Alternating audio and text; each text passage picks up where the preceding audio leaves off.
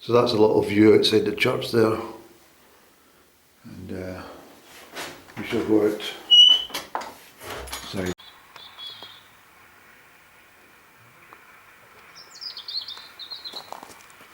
Listen to that little robin. There's a wonderful seed to the pink flowers of the dogwood rose that we saw in June.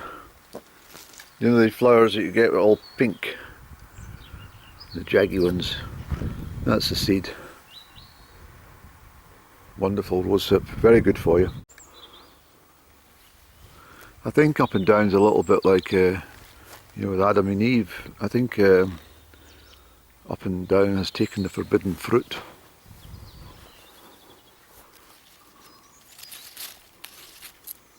It's a forbidden fruit. She's fallen. I'm not laughing at her falling, I'm just laughing at the situation. I want to get her back up to normality again. I want to see her happy, smiling face.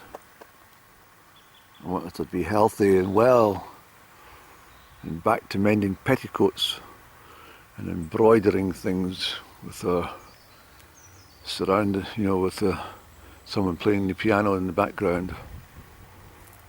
Just a light melody, nothing special. That's the way she was brought up. So this is the Fortingall Hotel from the rear, and I'm certainly going to make a booking for this place. I've done lots of old established hotels in Scotland, so this was one I have not done, so I'm going to inquire as to the room rates for even just for 24 hours. The birds are lovely, and I saw butterflies. Quite unbelievable to see butterflies so late in the season, but they are around. Isn't it gorgeous here? This is like Up and Down's lawn in her front garden and back garden actually. Yeah, she's a wonderful, wonderful apple tree. Look at that. That apple tree speaks to you, doesn't it? It really does. I'm going to say hello to it. Hiya. Hey, Boo-Boo. What's going on? You've been very neat. Look at this tree. Hey, Boo-Boo. Look. That's the heart of the tree, isn't it?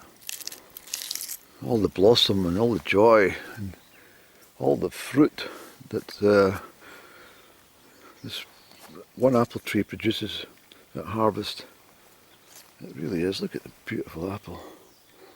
I'm tempted to take one, but as I say, it's like the Adam and Eve situation, and Up and Down forbidden fruit.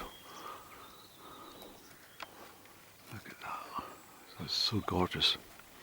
Okay, Andrew, let's make our way further along the route. Not sure if you've seen one of these before. This is what you call a gate, and if you pull it towards you, it opens, and if you move to the other side and then pull it towards you again, it closes. It's a very simple design,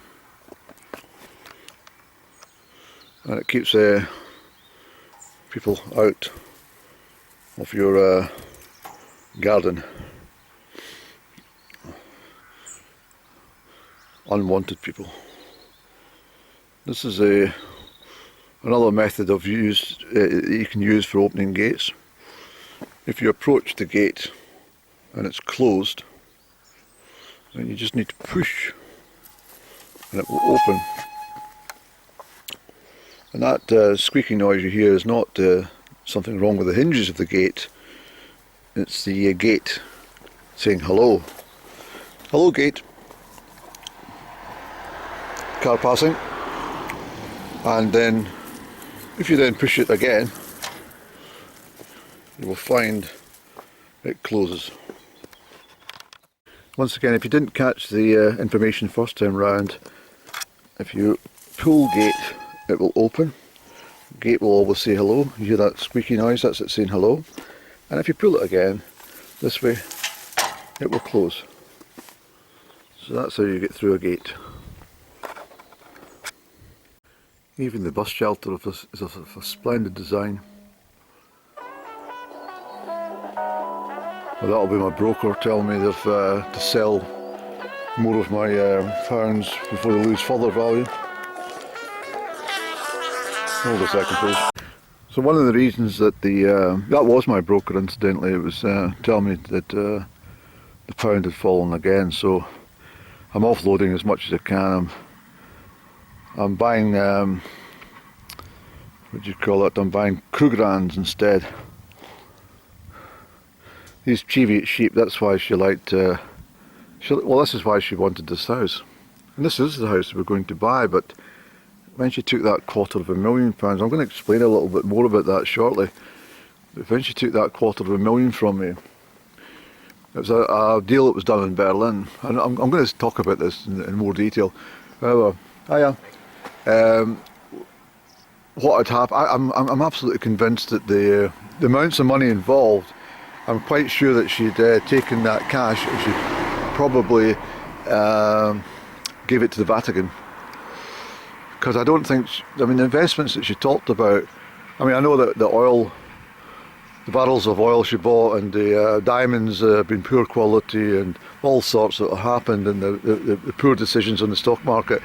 I still can't see that $250,000, so I think she's given it all to the Vatican. And she's scared to tell me about it. She's obviously got hiding something, because she's been very silent, so there's something bothering her that she feels she needs to disclose to me. And I won't be upset. She thinks I'm going to be upset with her. But as I say, I'm very forgiving. And I've already written off the $250,000 anyway, so I don't know what the problem is. But anyway, that's the house that we were going to buy. And she also liked the beech hedge because it kept its leaves for most of the winter and turned a lovely golden brown.